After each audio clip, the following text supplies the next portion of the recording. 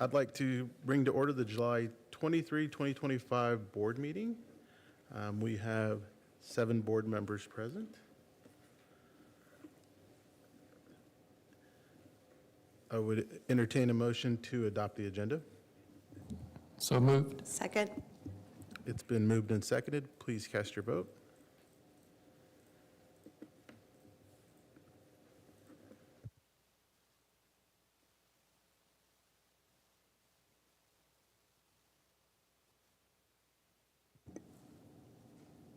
Motion passes 7-0.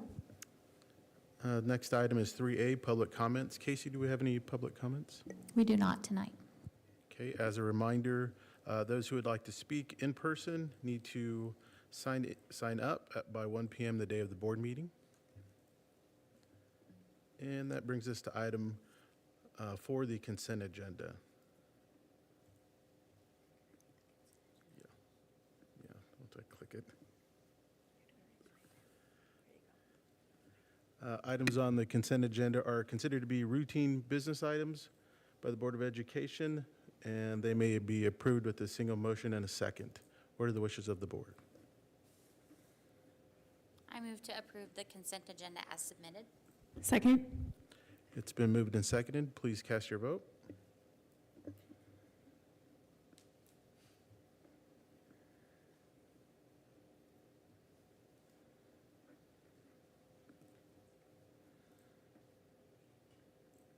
Motion passes 7-0.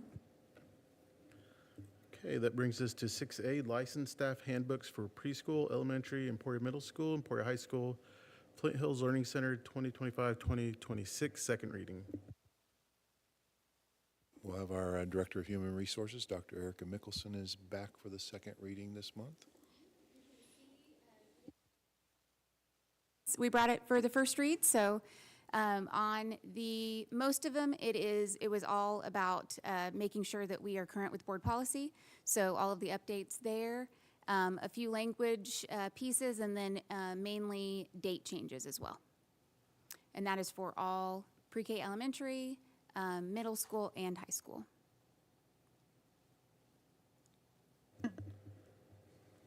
Any questions?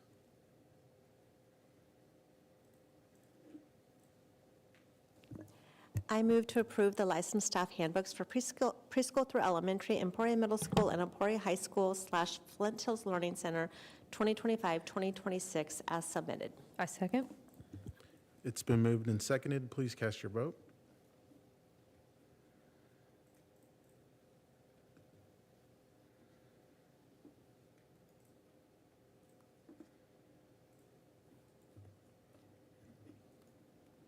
Motion passes 7-0. Okay, item 6B, athletic and activities handbook updates for 25-26, second reading.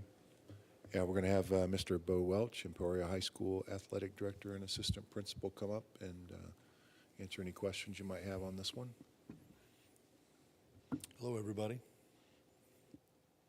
So our change was to the dual sport participation, and it's basically, I think dual sport, anything is, encouraged. I think what makes that one hard, and it's kind of hard to understand, but when you talk about dual sporting in a team sport, playing time is a big issue. Coaches have to deal with daily for players, athletes who come every day.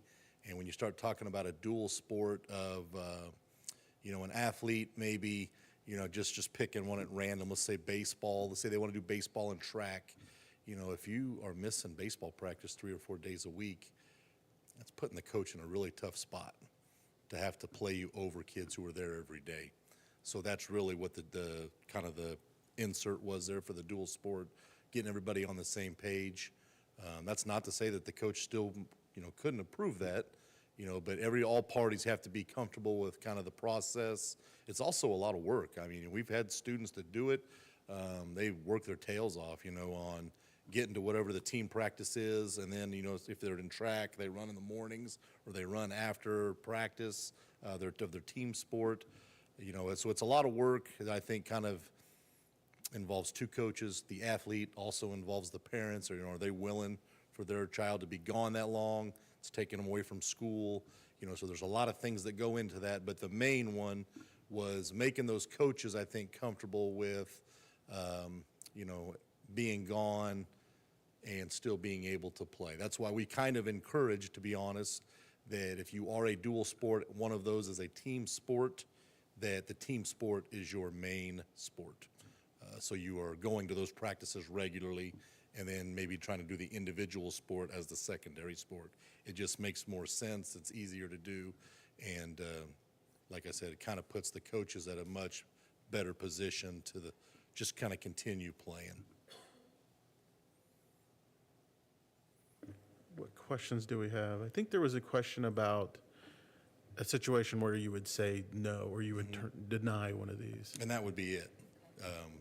Like the team sport coach, probably, like I said, my situation, if you're a baseball player and you're going to miss 3 or 4 practices a week, but then you're going to show up on game day, as a coach, how can I play you over these kids who've been at practice all week? So that would be the main reason a coach would say no. So if someone like played tennis as a singles player and they threw javelin, which is an individual sport, that's a lot easier to manage. Much easier. Yeah, much easier. And to be honest, they're right there, side by side to kind of go back and forth. So it's a case-by-case scenario, but I think that's why it's good to get both coaches involved and even parents if they want to be involved, where we sit down and we get it all lined up so all coaches know the schedule of what the athlete's going to do. In that case, they would write up a schedule of we're going to go to tennis practice for the first hour, and then we're going to go to javelin practice for the last hour, 30 minutes, whatever that would be. And then everybody agrees to that, we sign it, and we move forward. So we don't have like a lot of this situations occurring right now. This is very rare. We have probably, this past year, I think we had 2, total, whole year. And I would say we have 2 or less usually each year. Big commitment, really big commitment. Thank you for bringing that Thank you, guys. clarification tonight. I move to approve the athletic and activities handbook updates for 2025-2026 as submitted. Second. It's been moved and seconded. Please cast your vote.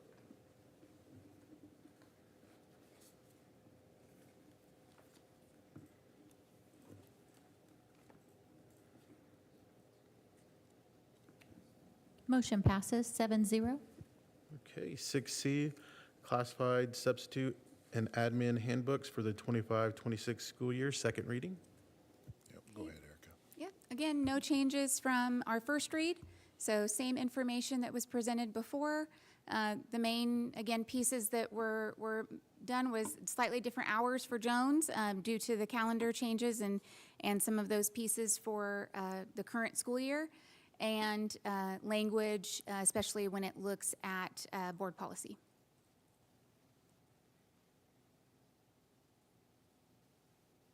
If there's no questions, I would entertain a motion. I move to approve the classified substitute and administrator handbooks for the 2025-2026 school year as submitted. A second. It's been moved and seconded. Please cast your vote.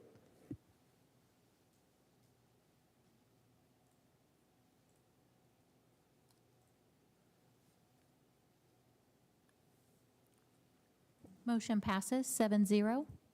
Okay. Item 6D, emergency operations plan updates 2025-2026, second reading. Okay, again, no changes from that first reading. Many of these changes are due to calendar year and, again, the updates from board policy and the changes or updates that we've had from KSDE in regards to emergency preparedness.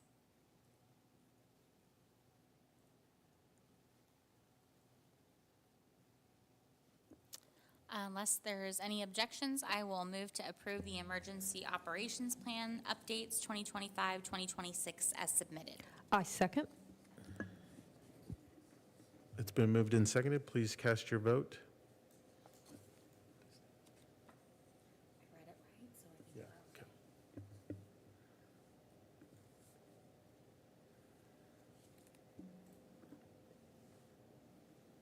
Motion passes 7-0. I did want to thank our administrators who are here for backup for me. So Mr. Ayers, Mr. Baumort, Ms. Waddle, and Mr. Welch were here just in case. So appreciate them being here tonight. Yes, thank you. That brings us to item 6E, student handbook changes for 2025-2026 first read. So with the changes for the AI policy, we wanted to make sure, again, that our handbooks reflected those changes. So you can see on the one for EHS, page 14, we added the misuse of AI tools to the student behavior section. So the matrix is there, and that was approved during the handbook portion of the changes that occurred over the summer. Page 16, we added the AI section from board policy. So we took that whole board policy and put it right in the handbook, so there's no question about what the board policy is and what it states. Also, pages 16 and 17, we get into some dress code pieces. We're going to talk about the dress code piece a little bit later, too, when we talk about board policy. We wanted to make sure that the dress code matched our behavior discipline situations as well. And then we took out the wording for gang-related dress code violations because we had taken that piece out of the board policy because it matches the wording already in board policy. So it was redundant, so that's why we took that portion out. Okay, any questions? Okay, this is a first read, so we can bring it back for a second read, or we can approve it now. What are the wishes of the board? I don't think we can approve it because we have to approve one of the board policies that would go in there on hairstyles. All right. Thank you for the information then. Nope. Item 7A, board reports.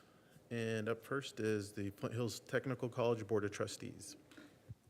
On the 14th, we had, we called ours our board summit this year and not a retreat because, it's not like it's at a spa or anything.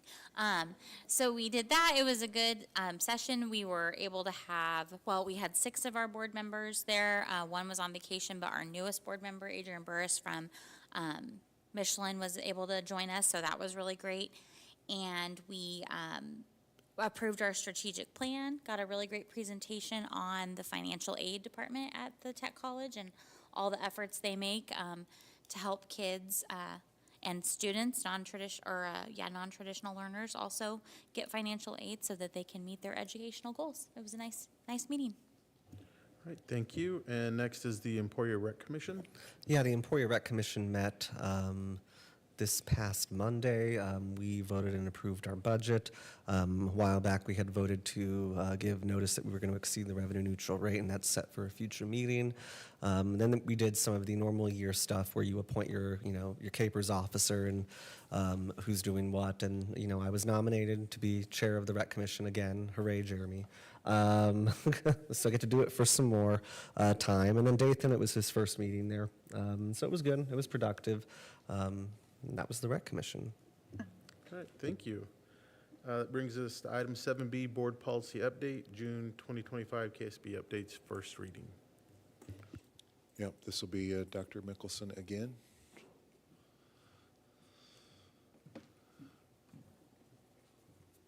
Okay, we have quite a few to look over. Many of these were recommendations or are recommendations from KASB. You can see it was in your packet. Some of them are minor changes, and then some of them are have bigger things in them. The one that we really wanted to make sure you looked at was the addition. We did have a hair addition to the policy, and we'll talk about that one a little bit more. But from any of those, any questions for the ones that were recommended from KASB?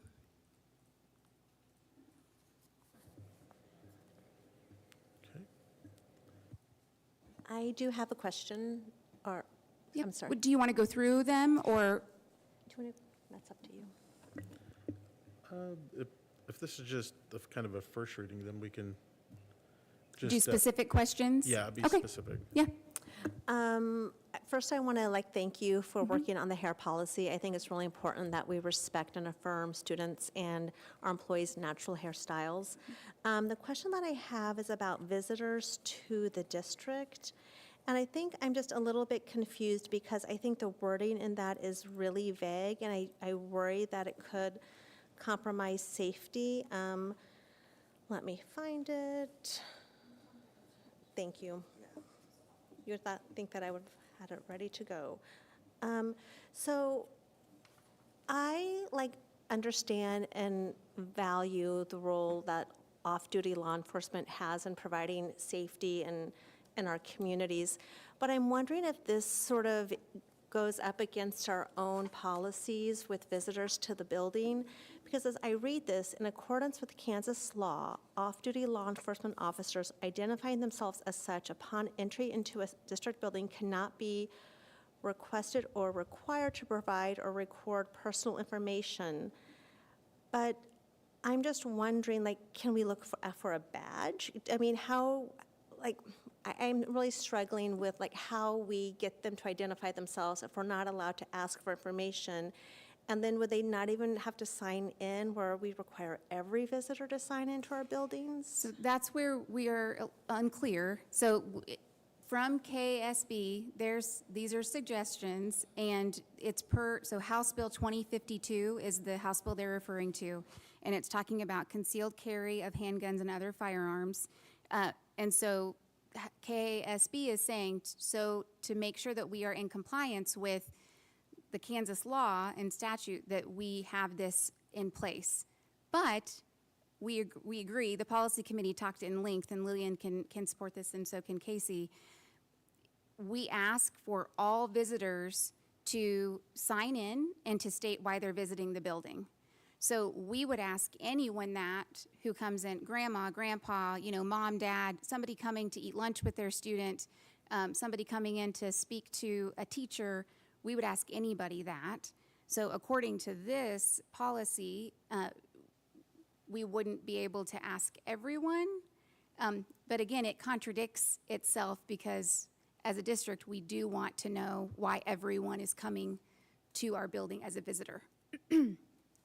So I don't have a great answer for you with that, and I understand your confusion as to why this is a recommendation.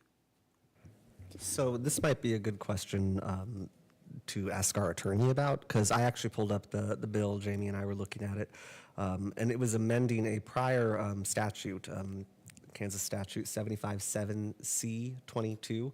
And so before the part that says no person of authority for a building shall require, request, or record personal information of any off-duty law enforcement officer entering that building in accordance with this section, including but not limited to email address, home address, name, stuff like that. And they're not to be required to wear anything to identify them as being armed. But when you read subsection B above it, it says officers who are off-duty can enter a building where firearms are normally prohibited if that officer possesses identification required by the officer's law enforcement agency and presents that identification when requested by another LEO, law enforcement officer, or by a person of authority for the building. So the way I read that is if they come in, they don't have to announce themselves, and they only have to show their identification to you if you request it. And so if they're concealing a weapon, not nefariously, they're just concealed carry, right? You wouldn't technically know. Many of them might actually come in and sign everything anyway. But when you read the second section that says you can't ask for or record anything, it's kind of murky, and I would call this an example of poorly written law, because technically if you read subsection B2 literally, it kind of neuters and renders meaningless subsection B, and we don't normally do that in the law because we don't read the meaning of the law out of the text, right? So I'm a lawyer, I'm not our lawyer, but the way I read this, if you knew someone was an off-duty officer and you asked them to present identification, you could do that, but you can't actually record any of the information on the ID. But you wouldn't know to ask them unless you had some reason to ask them, right? Right, and Jeremy, the other thing, the sentence below this in our policy that we're considering says that they don't have to have anything identifying them as a law enforcement officer. And that's a bit where my concern is that I had shared with the policy committee previously, is that so anyone can do anything and aren't required to have identification. And so I think that the way that this is worded, I know it's KSB's recommendation in accordance with the law, but it seems to be a security issue as you kind of play out hypothetical scenarios. Yeah, so that sentence in our policy is pretty much verbatim from the statute. Nor shall such officer be required to wear any item identifying them as an officer or as being armed. And so I just don't feel like it's a big ask to say if you're coming in with a concealed weapon, like maybe we should know about it, right? I don't know what the balance is, but the way they wrote the law is not the way I would have done it, and that's why I'm not in the legislature. Yeah, I think, like, for me, this isn't about even law enforcement officers, but this is about someone who's coming in saying, oh, I'm an off-duty law enforcement, and feel like they have free reign of our buildings, because as the statute is written, if someone identifies, they could have free reign of our building. Right, because they could say that and then we wouldn't know, and they are not required to share, to confirm that. But if they did, the way the law reads, if they come in and they say, I can do that, I can say, okay, I need you to show me your identification. Subsection B allows that. But if you read subsection B2, it kind of makes it look like you can't. But I mean, you could. The way I read that, you could say, I need to see your ID. Okay, you are officer so-and-so. Go about your day. I think we have additional questions for the attorney. And we do have this policy to our attorney, and they've got it in queue to review.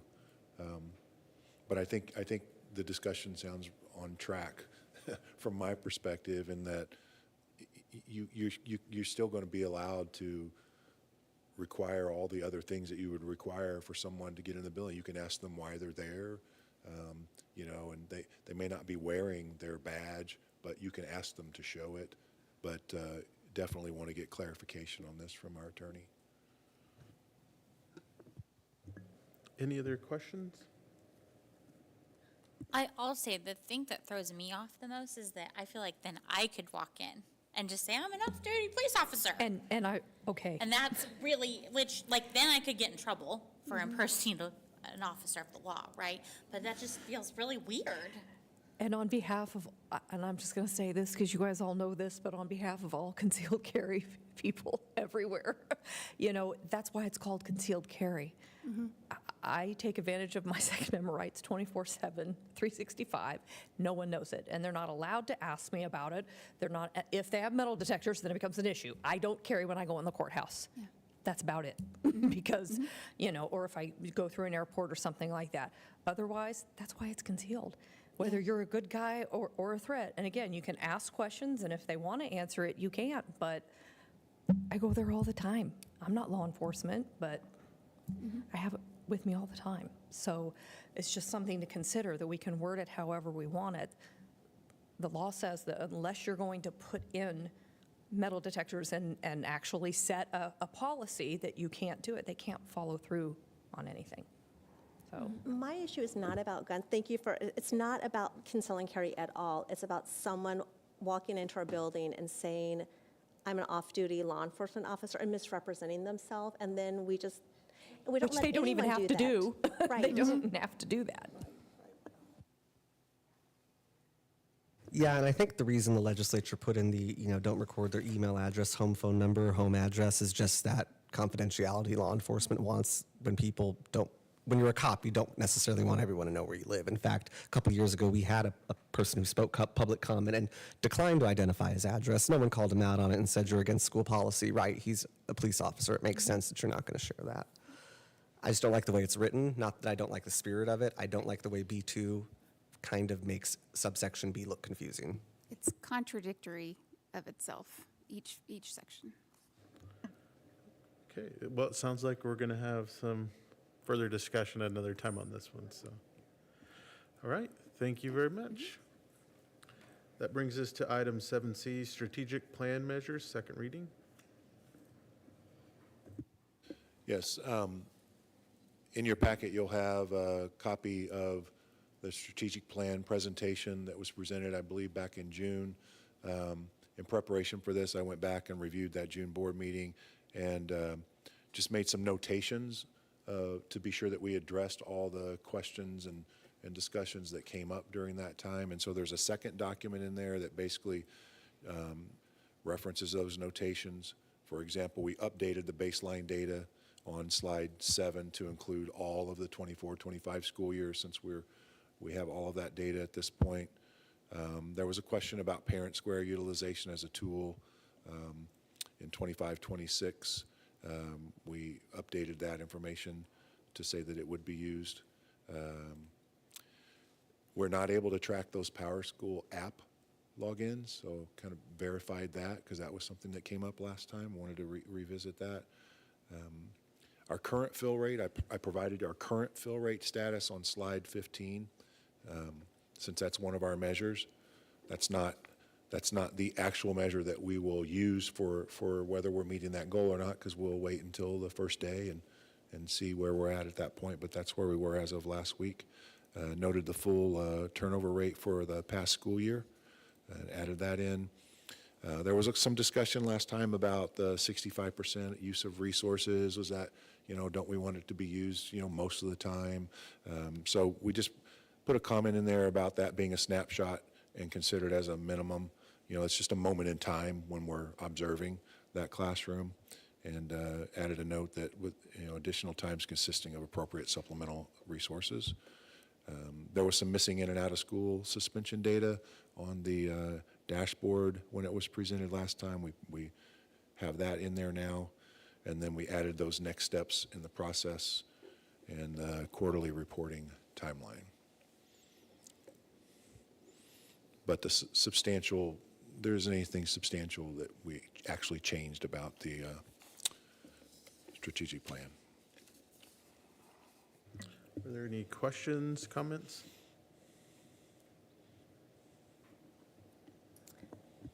I mean, I know you're not gonna change the strategic plan. So if you can get on board with this, right, as our new superintendent and all of our new administrators, I don't see any reason why we can't also back that as a team. So I'm good. I don't know about anybody else. And I just had a quick question about, I believe we did the strategic plan, we adopted it in 2022.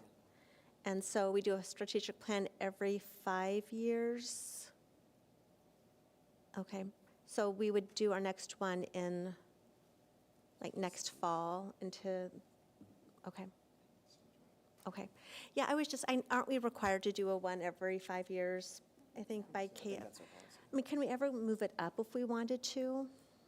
I think I've actually been in situations where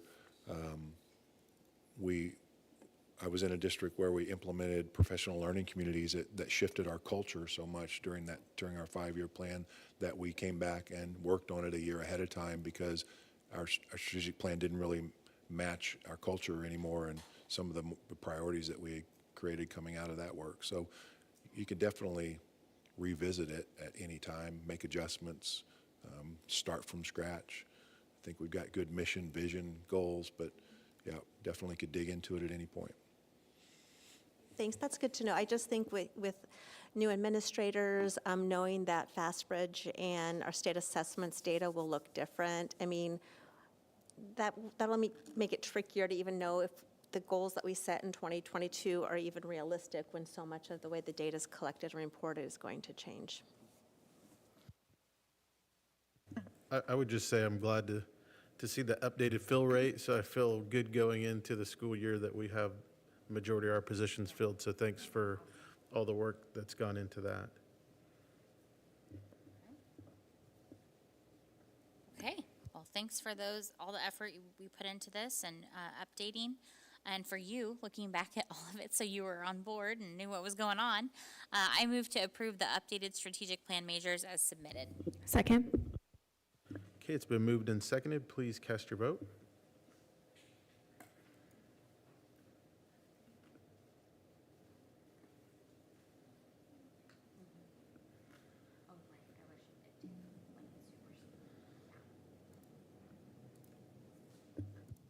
Motion passes 7-0. Okay, that brings us to item 8A, Superintendent Report.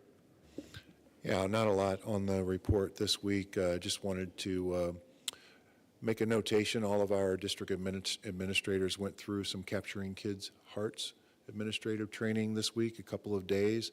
While it was tough timing for us because we really need to start jumping in and diving into to all the day-to-day work, but it was beneficial for everyone. We spent some time reviewing our leadership blueprint 360 reports, which is basically, you kind of evaluating yourself and then having someone evaluate you with regard to personality and behavior characteristic traits. And it was interesting for everyone to dig in and see how their colleagues and peers rate them versus the way they rate themselves. It caused a lot of good discussion and thought. We welcomed our new licensed staff this morning with a breakfast and then some follow-up activities to help them get to know the district and each other. That was in the high school library this morning. I want to thank Leslie for filling in Art, who had a conflict this morning, to welcome the folks on behalf of the board. It's just one component of quite a bit of orientation that we do with all of our new staff as they return. And then our teachers will actually all come back the week of August 11th and they'll start off with several days of professional learning before we get started with school that next week, which then is kindergarten, 6th grade, and 9th grade, and all new students will attend our Jump Start for a half a day on the August 19th, and then the first day of school, another half day. If I'm looking at my calendars right, I'm still getting used to the way we're doing things here, but yeah, another half day for the first day of school for everyone on August 20th. So it's right around the corner. Thank you for that update. Now we have 9A executive session consultant attorney. I move to enter into executive session for 20 minutes for the exception for matters which would be deemed privileged in the attorney-client relationship under the Kansas Open Meeting Act, and that we return to open session in this room at 6:53. Superintendent Dr. David McGee, Attorney Tammy Simoji, and Attorney Mike Norris are invited to join the board for this session. No action is anticipated. Second. Okay, it's been moved and seconded. Please cast your vote.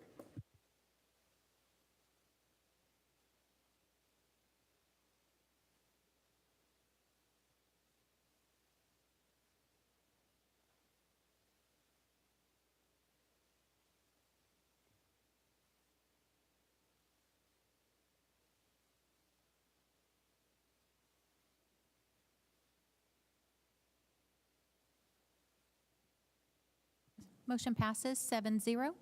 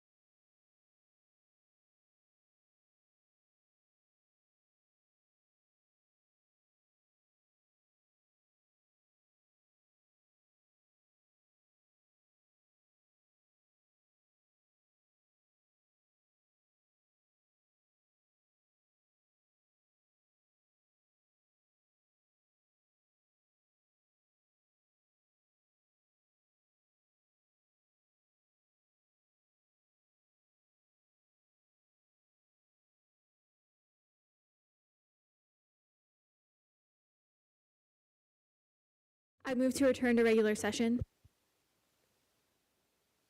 Second. It's been moved and seconded. Please cast your vote.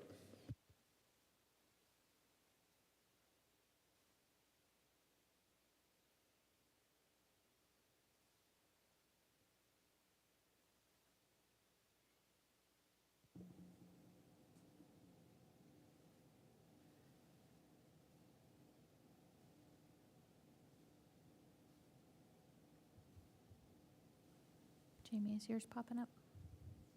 No? You want a hand vote? Motion passes 7-0. Okay, that brings us to item 9C, executive session consultant attorney. Anymore, right, Jeremy?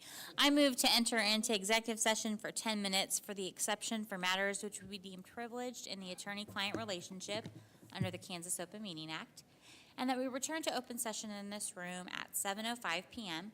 Superintendent Dr. David McGehee and Attorney Tammy Samoji are invited to join the board for this session. Action is anticipated. Second. It's been moved and seconded. Please cast your vote.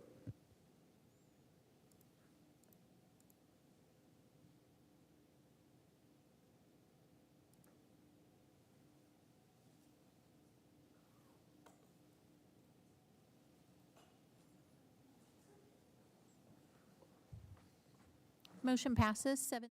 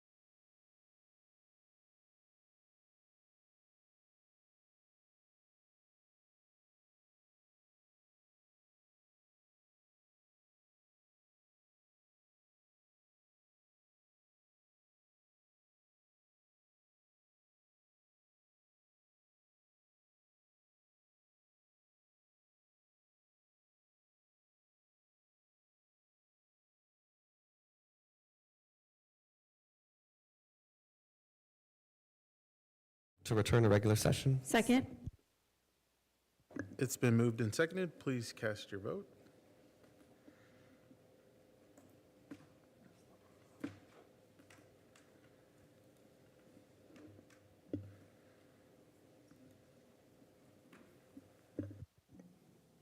Motion passes 7-0.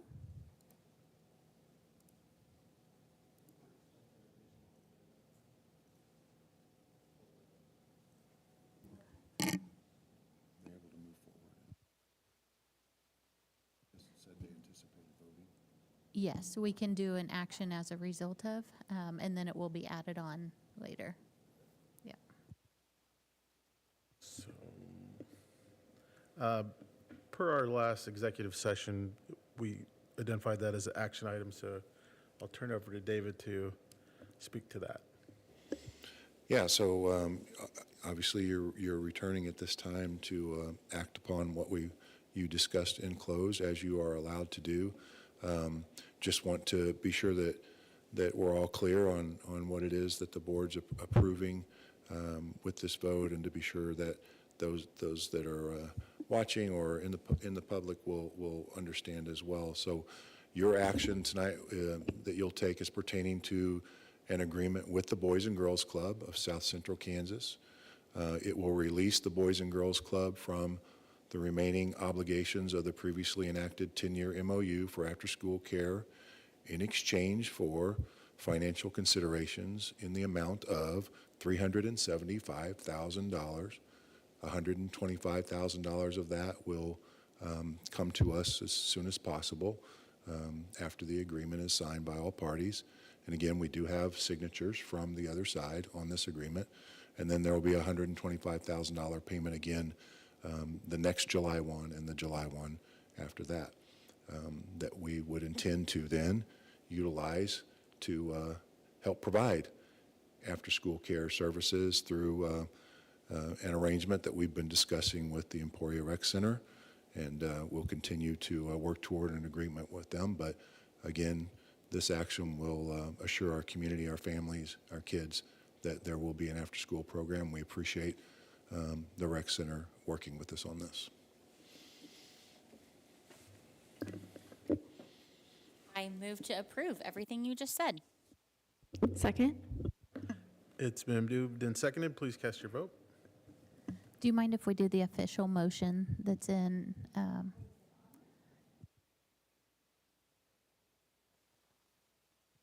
Sorry, it's kind of buried for you.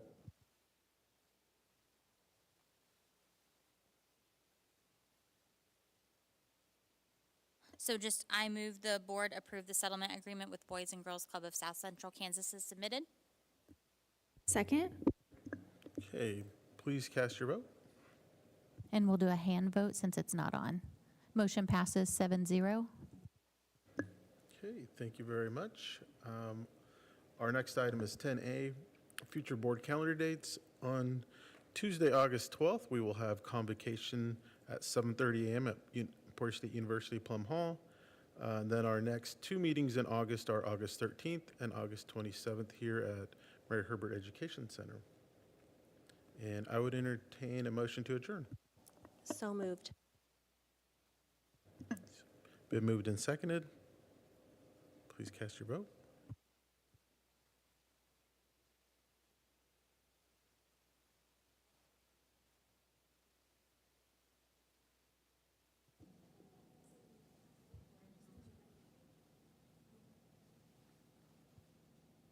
Motion passes 7-0.